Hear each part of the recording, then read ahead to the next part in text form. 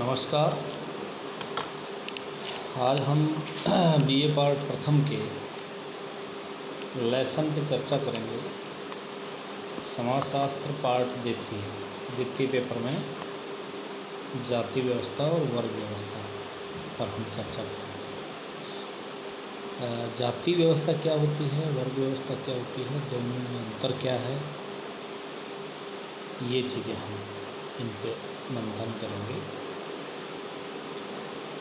तो जाति व्यवस्था पर अनेक विद्वानों ने अध्ययन किया है। हम उनके विचारों को एक एक करके शामिल करेंगे। सबसे पहले जो भारतीय समाजशास्त्री है जीएस घोरी, उन्होंने भारत की जाति व्यवस्था का अध्ययन किया। और ये जो अध्ययन है ये उन्होंने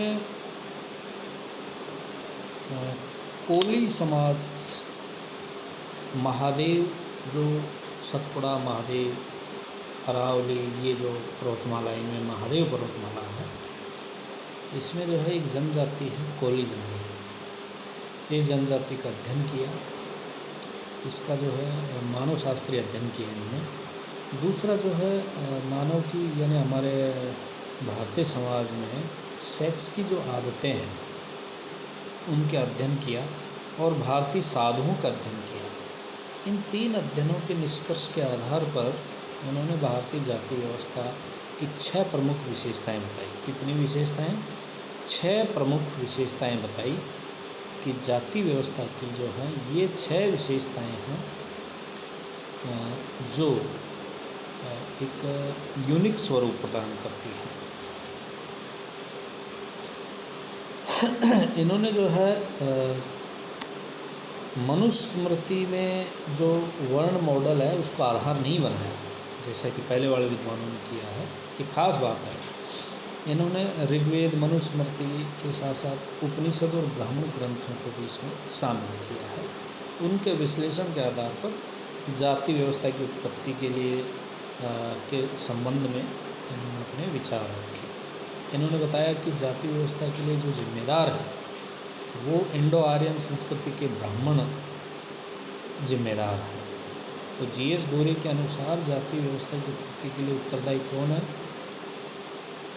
इंडो आर्यन ब्राह्मण उत्तरदायी है। अब इन्होंने जो 6 प्रमुख विशेषताएं बताई उनका हम एक एक अध्ययन करेंगे और इनको जो है याद करना भी सरल है। तो हम एक किसी ऐसे खंड की तुलना, एक ऐसी वस्तु की तुलना करें जो छोटे छोटे खंडों में है और वो प्रत्येक खंड एक दूसरे के ऊपर डिपेंड है, आश्रित है। तो ये जो भारतीय समाज है ये जातियों के खंडों में विभाजित है। तो जाति व्यवस्था की पहली विशेषता क्या है कि समाज का जो है खंडात्मक विभाजन है। दूसरा, ये जो खंड है ये एक दूसरे पर स्तरबद्ध रूप से व्यवस्थित है, सिस्टमेटिक रूप से, यानी सोपानिक क्रम है। जाति व्यवस्था की दूसरी विशेषता क्या है? सोपानिक क्रम की व्यवस्था है।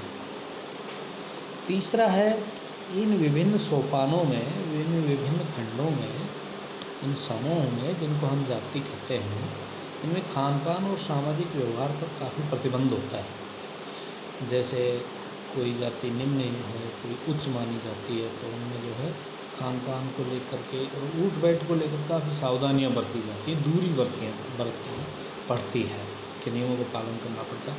यहाँ तक कि भोजन के साथ साथ पोशाक संबंधी, संस्कृत भाषा पर केवल ब्राह्मणों का अधिकार था, उच्च पढ़ाई पर उन्हीं का अधिकार था, बल्कि निम्न जाति को पढ़ने का अधिकार भी नहीं था। तो इस तरह से भाषा, पोशाक, भोजन संबंधी, प्रथा संबंधी निषेध बनाए गए हैं। तो 3 विशेषताएं बताई मैंने। समाज की खंडात्मक व्यवस्था है, सोपानिक व्यवस्था है और खान पान और सामाजिक व्यवहार पर प्रतिबंधात्मक व्यवस्था है। चौथी जो विशेषता है पवित्रता और अपवित्रता की धारणा। जाति व्यवस्था में प्रदूषण और अपवित्रता की धारणा है, अर्थात जब कोई व्यक्ति निम्न जाति की छू जाता है या उसके घर की किसी चीज़ का उपयोग कर लेता है तो वो अपवित्र हो जाता है, ऐसा मान्यता है। ये जो सिस्टम है, ये व्यवस्था है, ये पवित्रता अपवित्रता पर आधारित है। ये 4 विशेषताएं होगी। 5वीं है जो व्यवसाय के स्वतंत्र चुनाव पर प्रतिबंध, यानी प्रत्येक जाति का एक सुनिश्चित व्यवसाय है।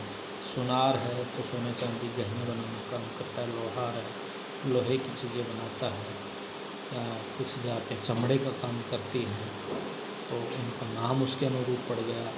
तेल निकालने वालों को जैसे तेल कहा जाने लगा। इसी प्रकार से जो है कुछ कृषक जातियाँ हो गई, ब्राह्मणों को काम पठन पाठन यज्ञ करना करवाना, दान देना लेना ये हो गया। तो इस प्रकार से जो है व्यवसाय भी प्रत्येक जाति के फिक्स इसमें होते हैं, ये मान्यताएं हैं। और चौथा है अंतर्विवाह, जाति में केवल अपनी ही जाति में विवाह कर सकता है, विवाह का प्रतिबंध है। एक जाति दूसरे जाति में विवाह नहीं कर सकती है। तो इस प्रकार से 6 विशेषताएं। कौन सी? पहली खंडात्मक विभाजन, सोपानिक क्रम में व्यवस्था होती है इन जातियों की, खान पान और सामाजिक व्यवहार पर काफ़ी प्रतिबंध होते हैं, इनका एक सिस्टम होता है। और अगला है प्रदूषण और अपवित्रता, पवित्रता की अवधारणा जुड़ी होती है। अगला है प्रत्येक जाति का अपना एक व्यवसाय होता है। और छठा है अपनी ही जाति में विवाह किया जाता है। ये 6 मुख्य विशेषताएं जी.एस. घोरी ने बताई हैं। इसके अलावा आप शामिल कर सकते हैं कि प्रत्येक जाति जो है उसका एक नाम होता है, उसकी एक स्थिति होती है, ये इसकी अन्य विशेषताएं हैं। तो अगले टॉपिक में हम चर्चा करेंगे जाति और वर्ग में क्या होता है।